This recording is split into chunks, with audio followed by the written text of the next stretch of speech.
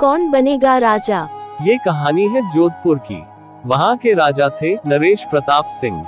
उनकी एक पुत्री थी, उसका नाम राजकुमारी सुकन्या था। राजा अपनी जगह अपनी पुत्री को देना चाहते थे और चाहते थे कि उनके जाने के बाद उनकी जगह उनकी पुत्री संभाले।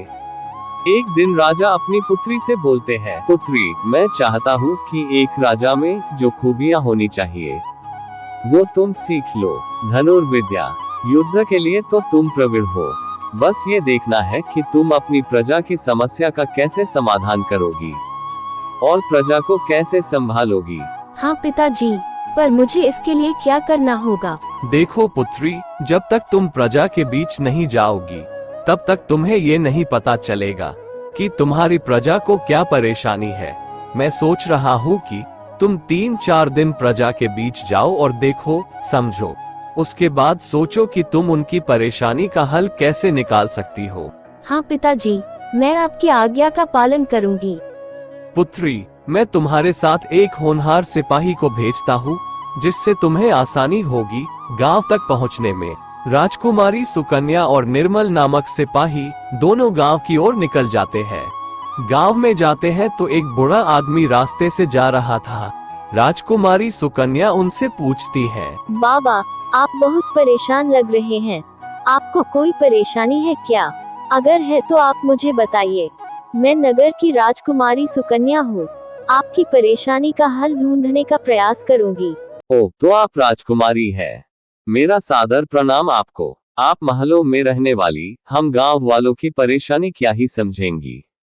छोड़िए, आपसे अपनी परेशानी बताकर हमारा कुछ फायदा तो होगा नहीं। आप जाइए और हमें हमारे हाल पर छोड़ दीजिए। इतना कह के वो बूढ़ा आदमी वहाँ से चला जाता है। तब राजकुमारी सिपाही से पूछती है, ये बाबा इतने परेशान थे, मैंने तो बस इनसे उसका कारण पूछा, वे इतने क्रोधित क्यों हो गए? मैंने तो इतने सम्मान से पूछा था। राजकुमारी, बात यहाँ सम्मान की नहीं है। उनकी परेशानी का कारण मैं जानता हूँ।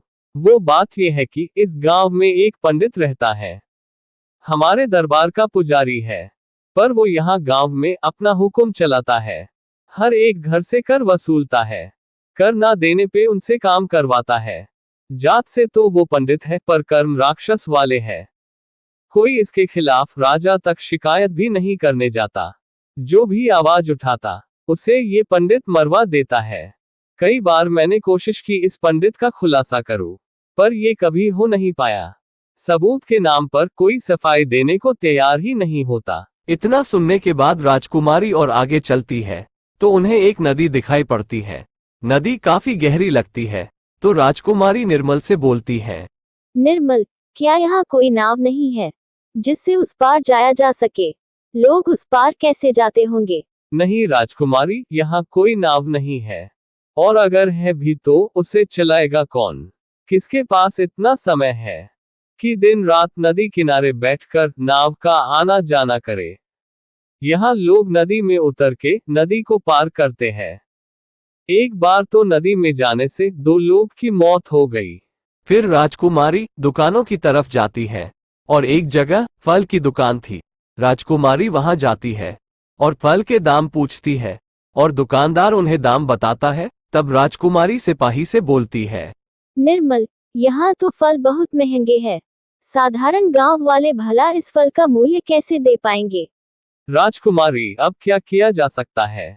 ये दुकानदार अपना आधे से ज्यादा फल तो राज दरबार में बेच देते हैं और उन्हें उसका मूल्य भी अच्छा मिलता है। बचे हुए फल का ये लोग दाम बढ़ा देते हैं, जिससे इनकी आमदनी 4 गुना हो जाती है। पर अपनी आमदनी बढ़ाने का ये तरीका बहुत गलत है, क्योंकि इन फलों की जरूरत गरीब लोगों को भी है, पर वे इन फलों को खरीद नहीं पाते हैं। निर्मल, तुम्हें यहाँ के बारे में बहुत कुछ पता है, इनकी हर एक परेशानी को तुम जानते हो, पर कभी इसका उपाय निकालने की कोशिश क्यों नहीं की, ताकि इन गांव वालों का जीवन तनिक और सरल हो जाए? और मुझे लगता है कि तुम्हें इनकी परेशानी का हल बखूबी पता है। तुम मुझे बताओ कि इसका समाधान कैसे होगा, क्योंकि मुझे कुछ समझ नहीं आ रहा कि इनकी परेशानियों का हल कैसे निकाला जा सकता है।